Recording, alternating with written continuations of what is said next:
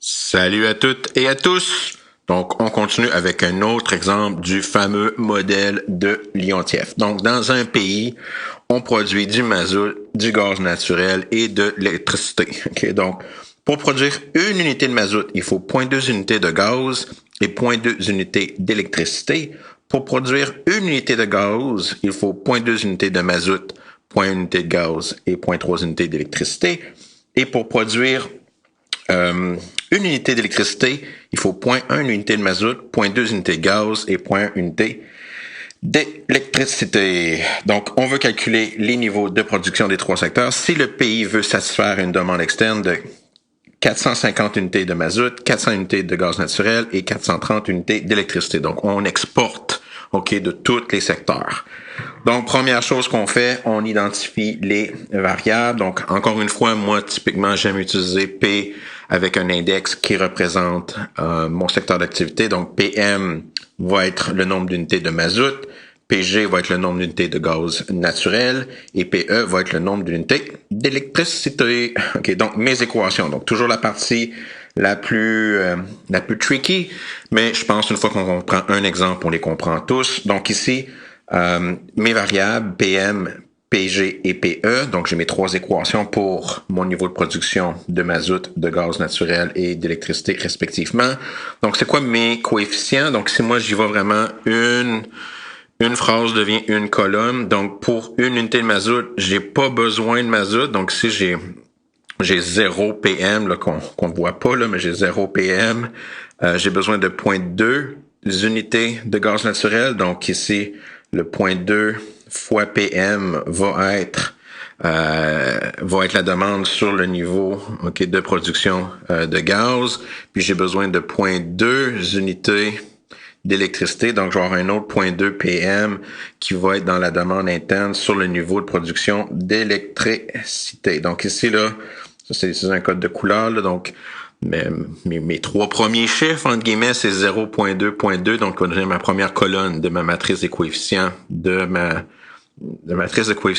matrice de consommation interne. Alright, pour produire, donc maintenant, pour mon gaz naturel, j'ai besoin de 0,2 unités de mazout, donc j'ai 0,2 PG qui va être sur la demande interne de la production de mazout. J'ai 0,1 unité de gaz naturel que j'ai besoin.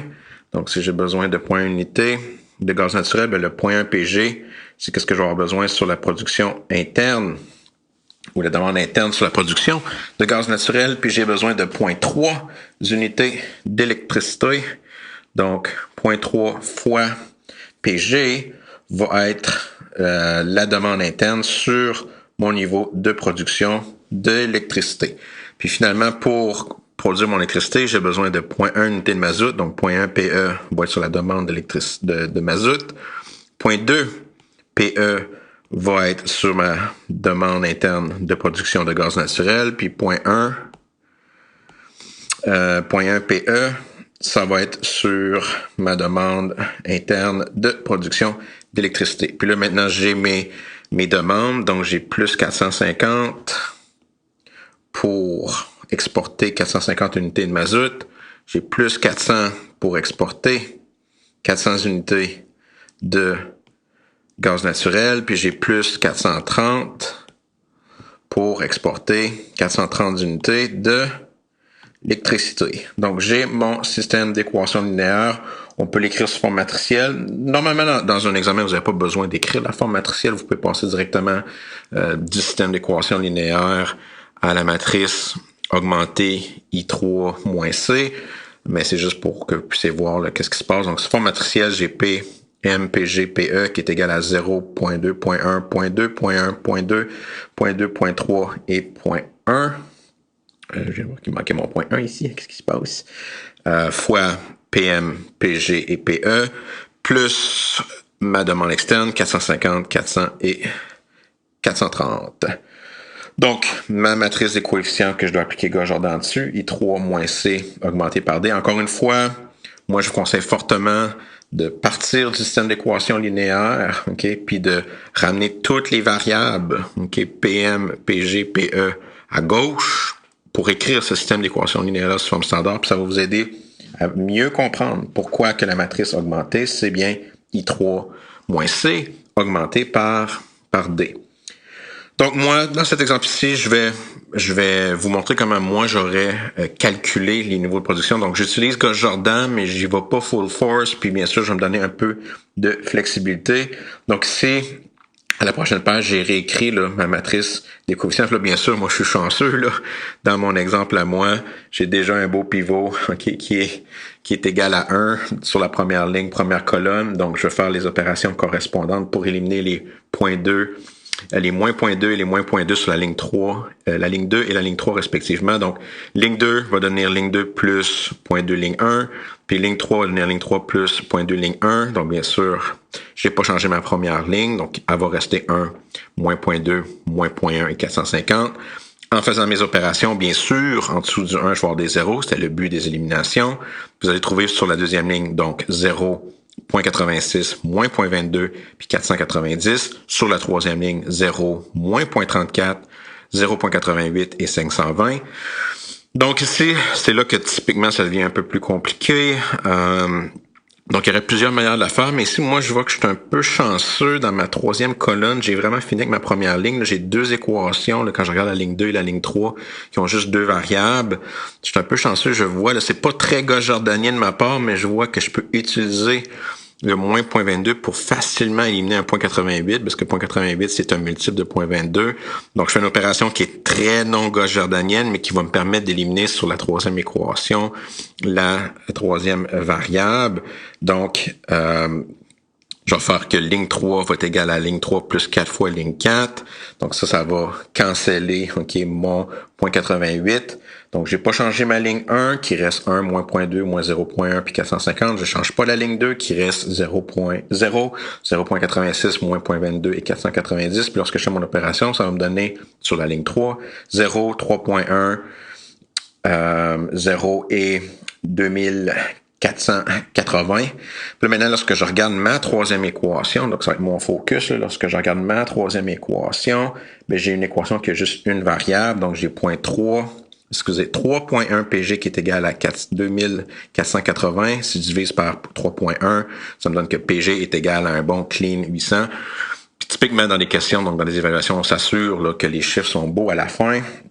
Donc, une fois que j'ai mon PG, ben, je vais aller dans l'équation 2 pour aller calculer la troisième variable, donc le PE. Donc, quand je lis la deuxième ligne, donc ma deuxième équation, j'ai 0.86 PG qui est fraîchement calculé comme étant 800. Donc, j'ai mon 800 là, que j'ai remplacé dans mon deuxième équation. Moins 0.22 PE est égal à 490. Si vous isolez PE, donc 490 moins 0.86 fois 800 divisé par moins 0.22. Donc, lorsqu'on isole le PE, donc la seule chose que je suis en train de faire en ce moment, là, je suis en train d'isoler le PE, c'est une équation linéaire. Donc, quand vous allez isoler le PE, ça va vous donner 900. Puis là, maintenant que j'ai PG et PE, je peux aller dans ma première équation, PM moins 0.2 fois 800, moins 0.1 fois 900, qui sont fraîchement calculés, est égal à 450. Lorsque vous isolez le PM, donc le 450 plus 0.2 fois 800 plus 0.1 fois 900, ça va vous donner que PM est égal à 700. Donc, mes niveaux de production, PM, PE, PG sont 700, 800 et 900. Donc, encore une fois, là, ici, là, une partie de la torture, entre guillemets, là, des fameux systèmes d'équations linéaires qui découlent des modèles de Liontiev, c'est de trouver la solution. Mais ici, je vais pas vous forcer à faire Gauss-Jordan, donc faites attention, bien sûr, dans mes solutions, puisque moi, je le fais à l'ordinateur, toutes mes matrices, toutes mes solutions, je vais calculer pour vous les matrices échelonnées réduites, ce qui est un bon exercice si vous êtes vraiment dedans et que vous prenez la peine de mettre sur forme échelonnée réduite toutes ces questions-là. Ça va bien sûr vous rendre extrêmement fort là, pour l'algorithme de Gauss-Jordan, mais moi, je m'attends juste que vous soyez capable de calculer la solution. Donc, vous pouvez employer les techniques que vous avez vues au secondaire ou au high school, là, ou dépendamment de votre système d'éducation.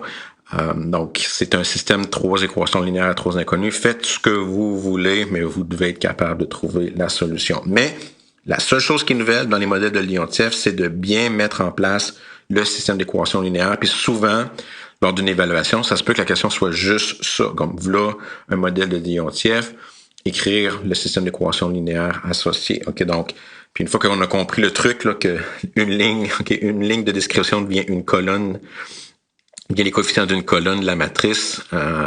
Même si tu comprends rien, tu vas bien réussir. Ok, donc encore une fois, c'est un mauvais conseil là, ça. Je pense qu'on apprécie beaucoup plus la force du modèle de Liontiev lorsqu'on comprend comment les équations sont mises en place. Mais bon, si votre but c'est juste d'être capable de résoudre de façon efficace, ben une ligne devient une colonne. Ok. Anyways, donc pour cette section-ci sur le modèle de Liontiev, that's it, that's all for me. Donc bye bye là.